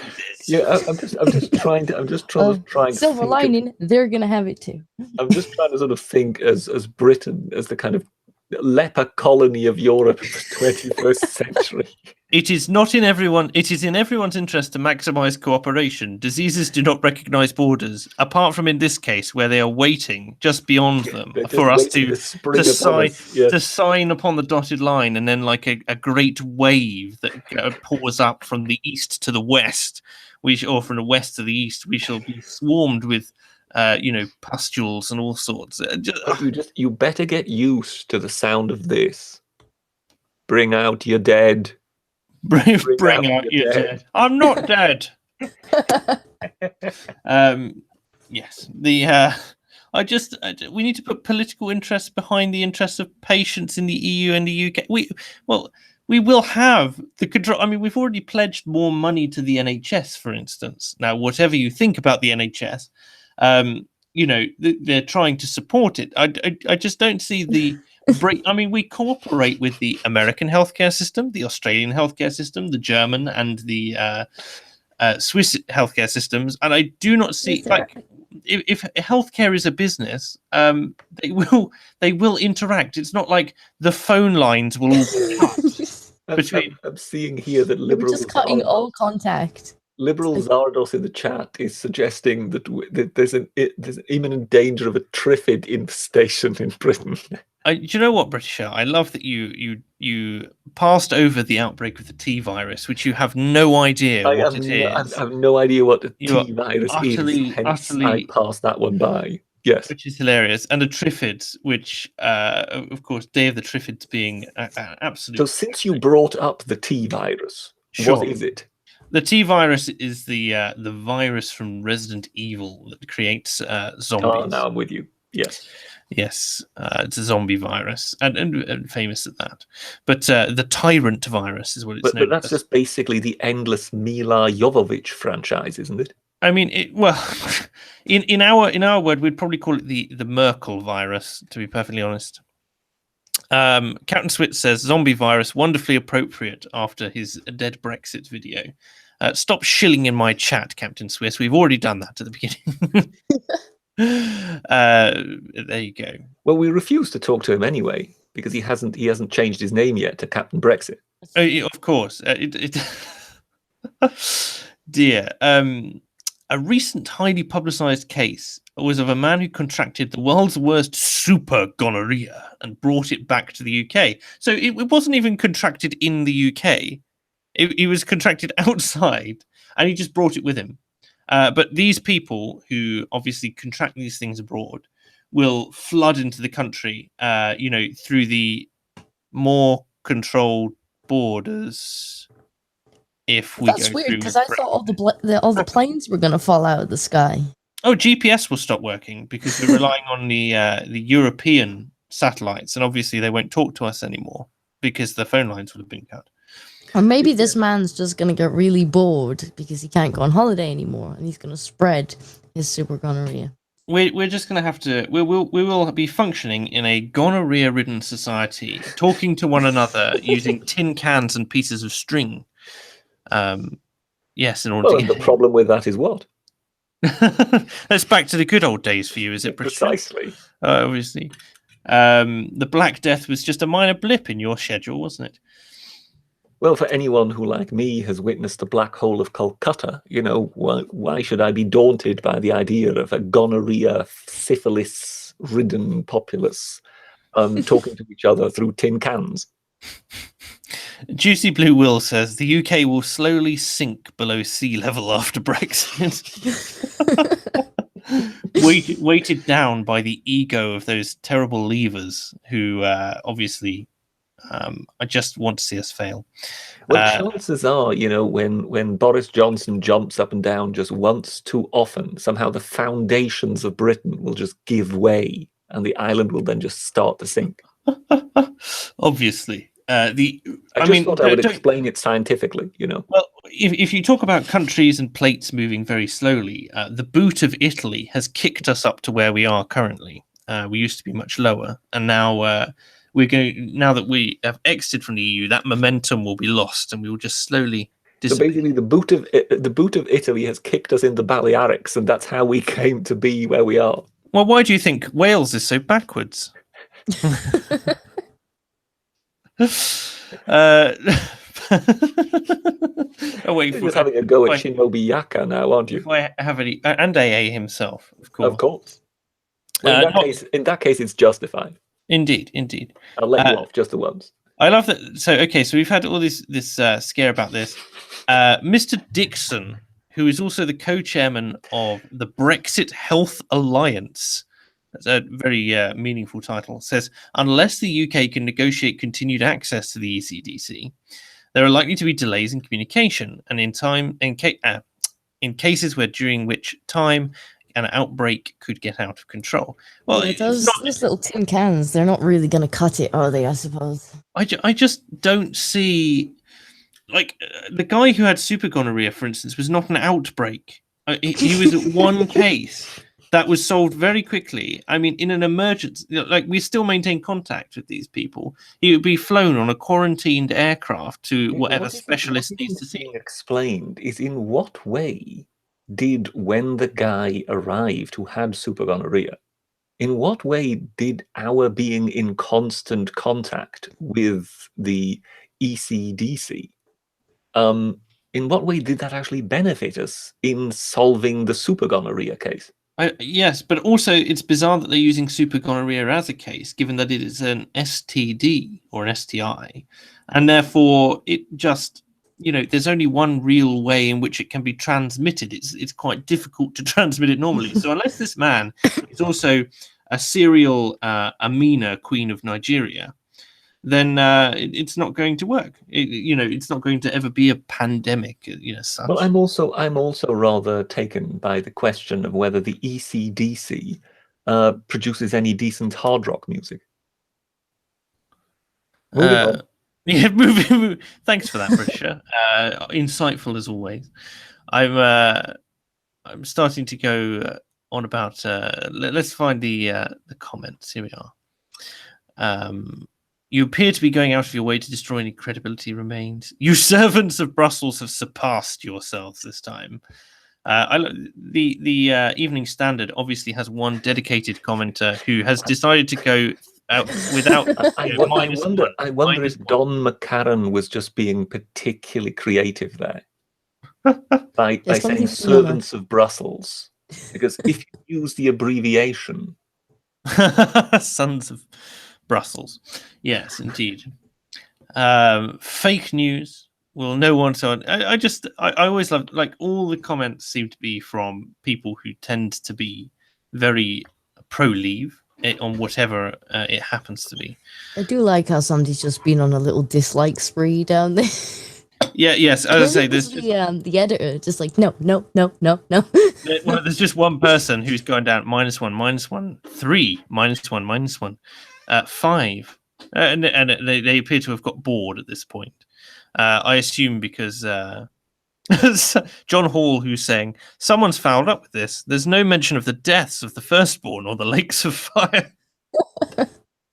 You know, oh dear, and you just go, oh dear. This comment has been deleted. I wonder. But yes, that's obviously the shambles that will approach us if Brexit happens. Super gonorrhea overtaking the country. Let's see what the chat has to say. Other than wanting to take out the Belgians, apparently, and invade the Dutch. Does the Britisher remember from his years of experience to train carrier pigeons? Because we may need that. Oh dear. At what point does it mutate from super gonorrhea to mega gonorrhea? To hyper gonorrhea. Hyper. Or just ludicro gonorrhea. Yes. Leo Cameron says, yes, I see you've watched Spaceballs. Yes, to a great many times. I love that film. Leo Cameron says, burn the lepers. Yeah, we will simply go back to Dark Age medicine. You know, the great British medicine that involves leeches and burnings, you know. Juicy Blue Will says, obviously people will increase their reproduction after Brexit, so STDs will be much more common. But Silly Sailor counters by saying, won't gonorrhea be limited anyway because of our reduced access to the French? Oh, that's brilliant. But I mean, given that we're going back to rationing, and we'll all have rationing cards and coupons, chances are gonorrhea is going to be rationed also. Oh, gonorrhea, well, naturally, in a great Anybody who's ever watched Dad's Army will be familiar with the entire idea of the rationing book. In the great British tradition, we will also queue to receive our state-mandated gonorrhea rationing. But yes, that's Brexit. But I have something which is European in nature, but not necessarily Brexit related, which is... There is such a thing? There is such a thing, and on the BBC as well. It's shocking. Let's go to... Are UK trains the envy of Europe by Reality Check Team by BBC News? The answer is no. Let's move on. I don't think they're the envy of anyone. I really don't. Like, the biggest difference, because I obviously travelled around Europe last year to several countries. And the one thing I noticed, like, the trains in Europe run much better on time. They are less, I suppose, like, there was a mixed standard of quality. You know, you have things like German trains are far superior to British trains, but the ones in Italy, for instance, were, in my mind, to a lower standard. But at the same time, they ran on time. Like, and I just, even if UK trains are somewhat more luxurious than, say, some European equivalents, although I wouldn't say that of Southern Rail, for instance, which is like traveling in scum class. you know, if you want to be very comfortable whilst you sit for 3 hours of delays, then the UK trains are probably all right. However, the claim is most major Western European countries would only dream of having the UK's record on both train punctuality and performance. Punctuality. Anyone who has ever tried to get through Manchester, anyone who has ever tried to get through London can attest to the fact that everything is down. The best bit regarding the recent delays was the fact that they had to slow down the trains, and in some cases weren't able to run them at all because they were afraid of buckling the rails due to the heat. Because obviously, if you have heat, right. then the metal expands, and therefore they had to run the trains more slowly. And you sort of thought, well, I remember hearing a conversation on the BBC about this, in which you know, some people after the event effectively called in, and their comments were read out, and one of them said, well, surely you build in a certain allowance that basically your trains can run within a certain sort of temperature allowance. Well, given the types that they have, you would think that this allowance would be, you know, around 40 degrees or more. Know that it can reach this temperature, even if it isn't, you know, normally this temperature for this length of time. But it's not completely unheard of to have 33 degrees for one day in summer in Britain. No, not you would at all. expect that you would build it into the allowance of the system. Well, you do it, but based off of the like the Japanese do. So you take the hottest temperature recorded in the country, then you add 2 or 3 degrees to it, and that's what you do it to. It's like the flood defenses, for instance, in I can't remember where it was, like America. I think there were some flood defenses, and they were only designed to last for the worst flood for 100 years, whereas the Japanese had designed their flood defenses around, where they were for the worst flood in the last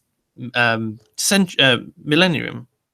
So the last 1,000 years, and of course, so when they had some trouble with stuff like their tsunami recently, they were fine.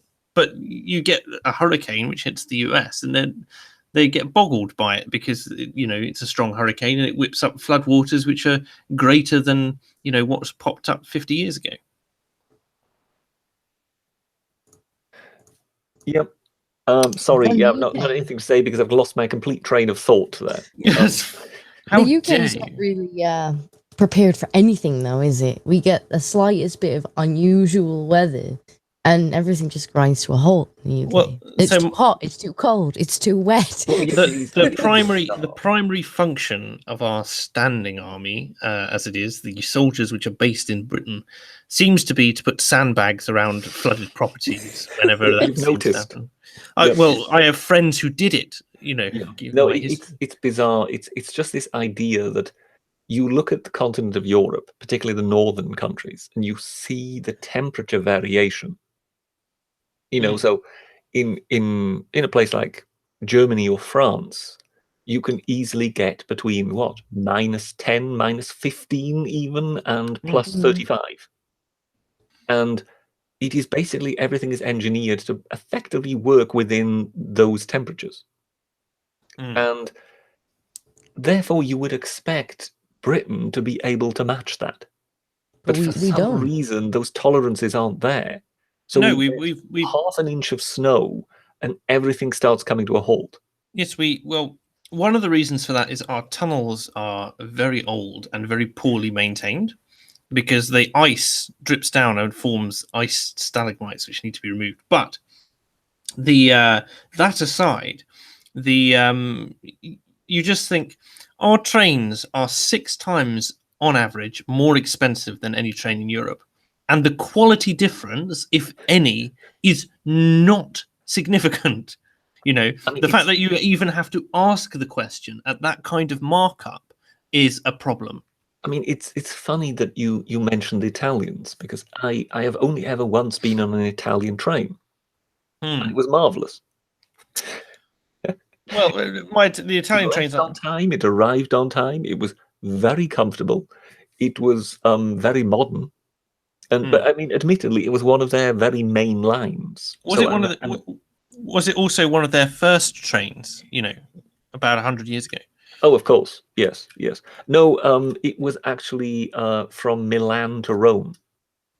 I see. So one of the main city connecting. Precisely, and it was, you know, it was like one of our sort of West Coast mainline intercities. So it's very modern, and it was very comfortable, and the service was excellent. So that's the only example of an Italian train I can point to. Now, I can very well imagine that if you're on some kind of little bumble train somewhere in the Po Valley, it may well be 40 years old or whatever. So you could then suddenly perhaps experience a marked quality difference. But the one I'd been on had very much impressed me. Okay. So it was just a strange coincidence that you chose Italy and said, "Oh, that was horrible," because the only Italian train that I remember was wonderful. The Italian train I was on was not terrible. It was at a very bizarre angle for most of the journey, but the seats were all right. Anyway, the chat says Captain Switzerland, or Captain Brexit as we know him now, says, "I've got to go. Brexit away." Juicy Blue Will says, "We need communism to renationalize the trains." We don't really need communism to renationalize the trains. In fact, we don't need to do anything in order to renationalize the trains. That's just a fact. Because we already own the track. We had privatized the track company, and it failed spectacularly. Yeah. So much so that it fell back into national ownership. So we didn't even have to buy it. We just got it. And when it comes to the actual companies that basically run the train services, they are effectively given a license for a certain number of years. Yeah. Once that license is up, it falls back to the nation. What was it like drafting that license, Britisher? Oh, it was a calamity. Railway privatization was a disaster. It was one of the last actions of the major government. And they just did it for the sake of it. It really was one of these things where it was driven by ideology. It must be done because we want it to be done. Yes, as opposed the public wasn't in favor of it. No. And it was one of those reasons why Labour won in a landslide. I mean, the major government was coming apart at the seams anyway. Labour would have won anyway. But it was things like that that really just, they made matters much, much worse. And one could see that it was being mishandled, and it was done very, very badly and very, very shoddily. One of the problems with many of the utilities being privatized is the fact that you're not creating a market in which there is true competition. So I was just thinking that. The one that they always point to that is positive was telecommunications. So when they did the telephone companies, the old national telephone company was a disaster. You know, you literally had to order your phone line and then wait 1 or 2 months to possibly get your phone line. Goodness me. So it went from that to being BT and 1 or 2 other companies, and you know, it was almost as if we entered a new century. And that was always seen as kind of the gold standard. That was the way to do it. But the reason that worked so well is because that was an area in which there was going to be competition. But when it came to various other utilities, there isn't really any competition. Now, if you've got something like the electricity companies, it doesn't really matter. You know, you get the same electricity coming out of your socket, no matter which electricity company you're subscribed to. And the same with gas and whatever. So there is true competition between those companies. But if you want to go from, say, Edinburgh to I don't know, Newcastle, How many train companies are there from which you can choose who can actually take you there? Yes, Yeah, it's and a there very wouldn't be two trains at the same time. Yeah, it's a very there is limited only market. one. There is only one, and it's the East Coast Main Line. Nobody else can get you there. So the idea that this is a privatization that really works to the benefit because market forces can come into play is fanciful. In that regard, it's the same way as it was with the water companies. The water companies again have been seen as an example where it's failed because again there you can't get your water from any company. No, you have got a regional water company. Depending on which region you're in, that is the water company you're subscribed to. It's not as if you've got a choice. You can't set up many reservoirs and loads of different, like 3 or 4 different pipe networks. Yeah. Doesn't work that way. Philip Mason says HS2 will save the rail network, and Tingles says we're looking for Goldilocks trains. But when it comes to HS2, there is one thing I would like to point out, and that is I do not understand the madness of not connecting HS2 to Heathrow. Because that was actually proposed. Somebody actually brought it up and said, look, if we're going sort of diagonally northwest away from London, why don't we connect it to Heathrow? Because that means you would be connecting cities like Manchester and Birmingham directly to Heathrow. Yes, to the rest of the You're in world. Birmingham, you have to travel to London and then from London out to Heathrow. Yeah, Makes a completely pointless exercise. does seem very silly. Prospero058 says all those tunnels will collapse due to Brexit, referencing my old tunnels and Well, I mean, ice in that thing. regard, it will at least get rid of the ice Yes, it will. stalactite problem. And once we clear the debris, it'll be the trains will be free to move. Let's see. Yeah, well, we will no longer have a tunnel, we'll have a cutout. Yeah, but we might forget how to make the trains go. Yeah, of course, that is very true. I mean, it's likely to happen that the country that invented trains would be the one to forget how to make them. You must also remember that all the European parts that are sourced and traded and used in building our trains will also immediately fail upon signing upon the dotted line. Oh, I thought we had to return them. You have to return. You see this particular wheel nut that has to go back to France because it's their reparations for Brexit. Maven Politics says Birmingham has a perfectly good airport. Thank you very much. Yes, but it's not quite Heathrow, is it? No, not with its new terminal, etc. Thames Water. I'm just trying to kind of, Heathrow is the national hub. And therefore, if you want to go to Australia or whatever, I'm assuming you can't get there from Birmingham. So if you could get onto the HS2, intercity sort of very fast train and just shoot down into Heathrow, get off, get on a plane, and head wherever you want to go, that would make it a lot easier, surely. Liberal Zardos says Thames Water were losing up to 1/3 of their water in leaks. The government told them they had to fix this, and they sold up and moved on. Yeah, this is a trouble when you have a seller's market. Effectively, well, it's really down the way the water companies work is a really bizarre business model. You have to understand that what they do is they bid what investment they wish to make. I'm not kidding. So every year, effectively, they put in a bid with the regulator as to how much money they want to put in. And they're effectively wanting to put in as much money as they can. Why? And the regulator is the one who then tells them, no, you can't do this, you can't do that. We'll allow you to build this, but we won't allow you to build that, and so on. So he's the one who decides how much money he allows them to invest, because they have effectively got a guaranteed return. I mean, they've got a captive market. They can effectively set their prices however they wish, according to what the regulator says.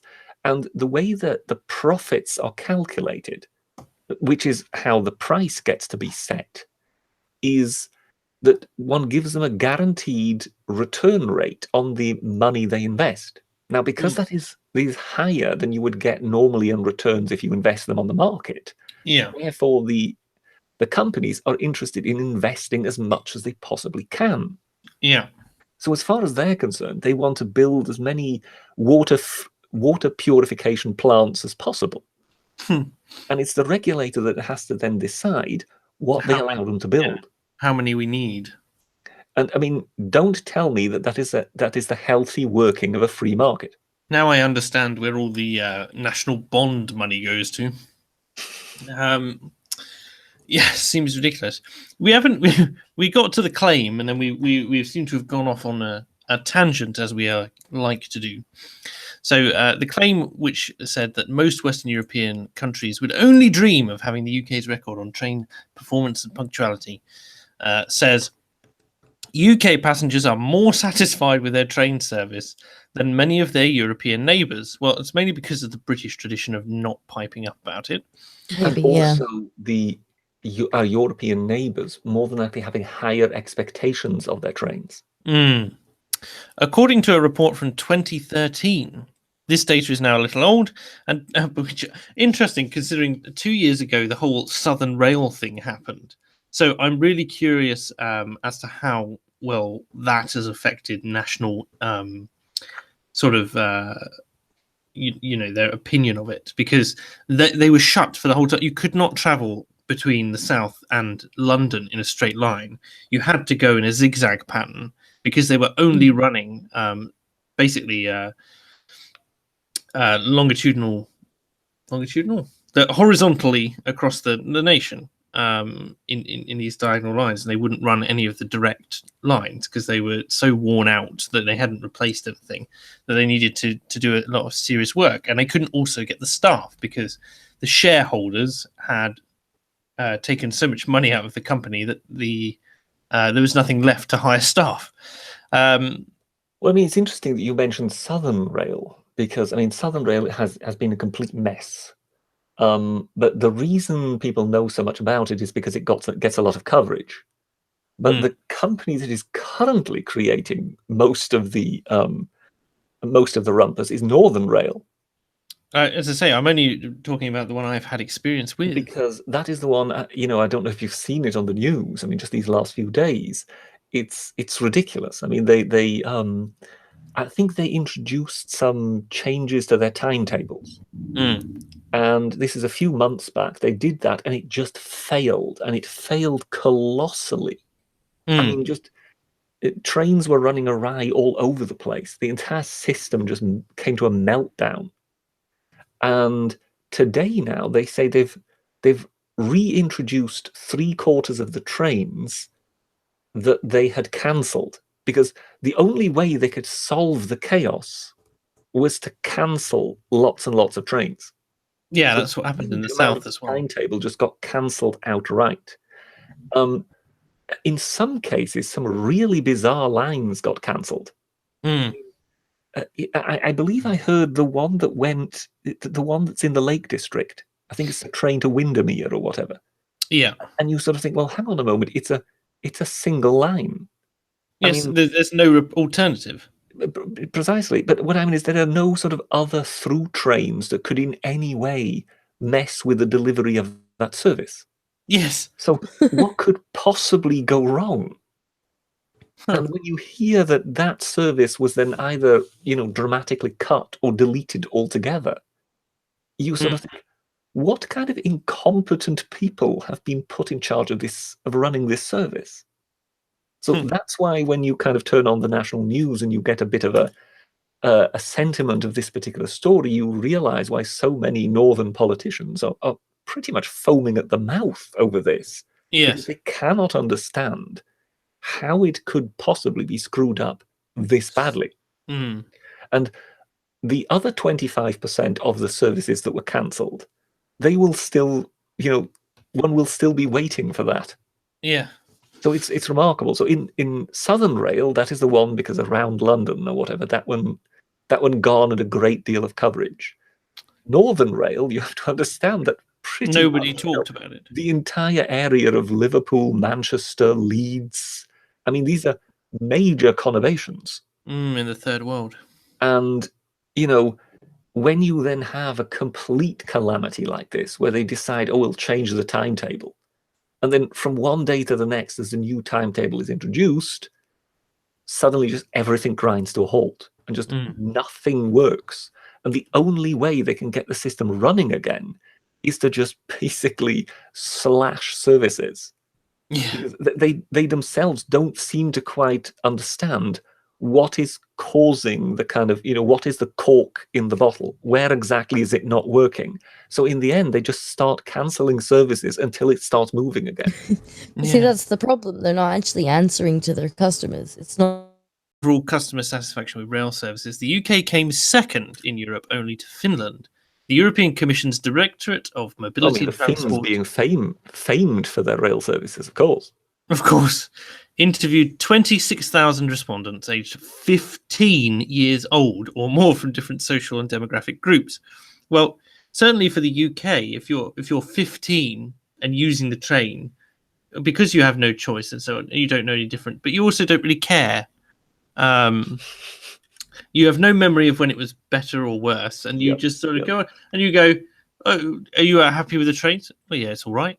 Like, no, and that would be considered a positive response. I don't think that the people care. Whereas, commuters, I mean, serious commuters, the tend people not to be 15 years old. No, they tend not to be. I mean, there will be some 15-year-olds who train in for schooling or whatever, but they don't typically like school either in the UK. So to them, it doesn't really matter if they're late. Oh, it's just the train, But they don't really associate any massive negative thing with that. Whereas if your train is delayed by an hour in the morning and you get into work an hour late and you're a commuter, you're fuming because you have to stay an hour later in the evening. Wasn't there that wonderful gag Into the Manor Born where the guy who is actually from the railway company, from British Rail back then, right, is late for the meeting.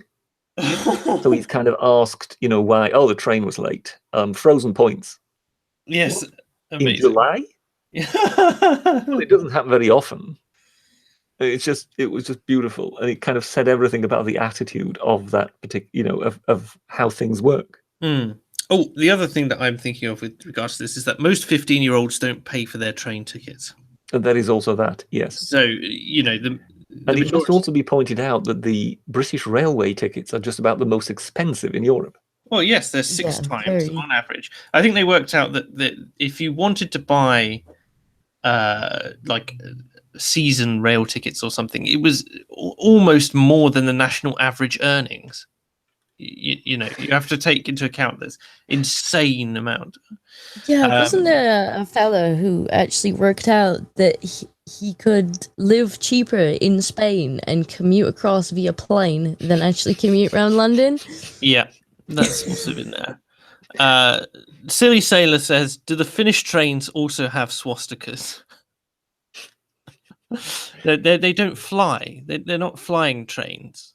Although the flying Finnish trains. Just looking at the geography of Finland, I can just not imagine that Finland has got an all too extensive railway network. That's why I was rather surprised in them coming up, if you know what I mean. Well, the ones that they do have, they clearly run well. That one train is always on time. Rubber says, sorry, Joan, 14.5 minutes late. Hailstones at Carshalton. Will anyone here get that reference? I have no idea. Is that oh Christ, what's he called? What has our Lord and Saviour got to do with this conversation? Leonard Rossiter. I'm trying to think of the series. Rubber will no doubt know. He's peaked. He's stirred a memory, but I can't quite think.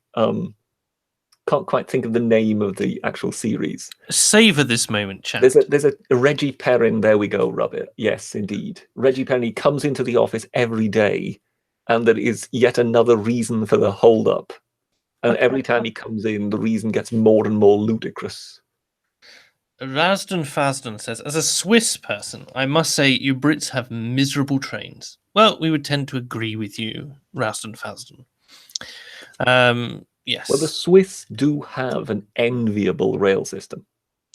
Juicy Blue Will, being very memey, says Finland obviously has a good railway system if they have swastikas on them. Due to the Nazis' perfect railway, they even offered free transport for Jews if they wanted a shower. Because basically, if any of the train drivers in Finland get it wrong with their swastikas on their trains, if they arrive 5 minutes late, they'll be taken behind the coal bunker and shot. That's a bit dark Britisher. But No, when it comes to the Swiss have a very, very impressive railway system, to the point where the Swiss railway company even own some hydroelectric electricity plants that supply their own company with electricity. Oh, wow. Strong. Ah, dear. So yes, basically they took electrification that bit further. They didn't only electrify the lines, they also built their own electricity plants for the railway system. Satisfaction ratings don't necessarily tell you how good a train service is in reality. UK trains were on time about 90% of the time, compared with 91% in France, 93% in Germany, although the country's definitions of on time vary. The least punctual trains were in Hungary and Croatia. And a far higher proportion of UK trains were cancelled than in either Germany or Spain, although a similar proportion were cancelled in France and Italy. Yes, the definition of on time, I believe that an on time rating for a British train is it arrives at its destination within half an hour of when it says it's going to. So as in it's got a half an hour leeway on the later side. Not so obvious. We must conspire to say somewhat as often as possible in order to get Dominic blind drunk.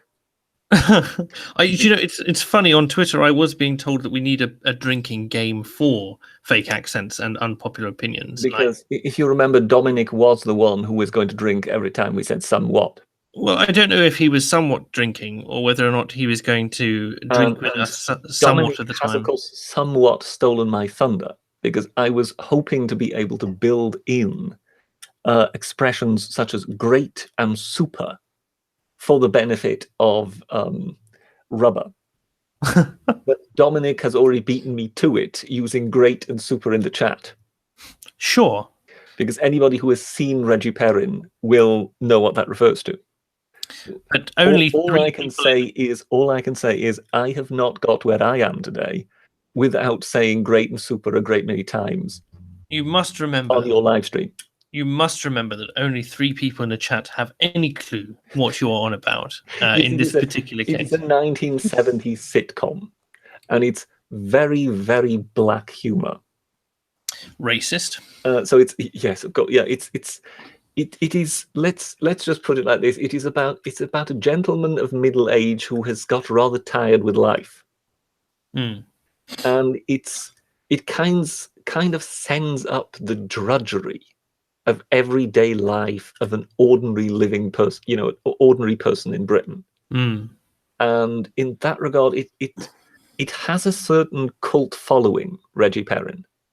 And those people who know it kind of like throwing quotes at each other from that particular series. Yes. I will finish for this evening by talking about the internal stats of the rail network, which say that Southern beat out Northern, certainly by saying that Southern had a 69% approval rating compared to Northern, which had an 80% approval rating. Yes, but that was before their timetable changes. Well, at the same time as Southern's timetable changes, which happened as well. I mean, this is not really. It goes back to 2013. This whole thing, isn't it? Rail network. Oh no, this was 2018. This one. Oh, you know how they would have kept the approval rating? They just asked the people who actually got on the trains, so all the people from the cancelled lines couldn't complain. True enough. Yes. Liberal Zardo says, not so obvious, 3 very highly intelligent and sexy people in the chat get the Reggie Perrin. Whatever helps you sleep at night, Zardos. Whatever helps you sleep at night. And now you're going to get people on there, and we will have our own cult Well, you following see, of Reggie Perrin. I think basically what people are asking is for us to start our own shop selling absolute junk, and we could possibly call it Grot. Again, I don't get you, Britisher. You just this nonsense that you come up with. I think the three highly intelligent and sexy people will. Brilliant. Anyway, we've just come up to the 2-hour mark, which is the cue for me to wrap things up just for a little bit. But thank you very much for joining us, both Britisher and Discordia. Thanks for having me. It's been an honor and a privilege. Yes, and until next time, we will see you next week for the next Fake Accents Unite at 8 p.m. on Monday, as usual, unless things change. I will release my verdict on Where's Britisher tomorrow. And yes, I look forward to seeing you during the week and beyond. Okay, good night. Toodle pip. Good night.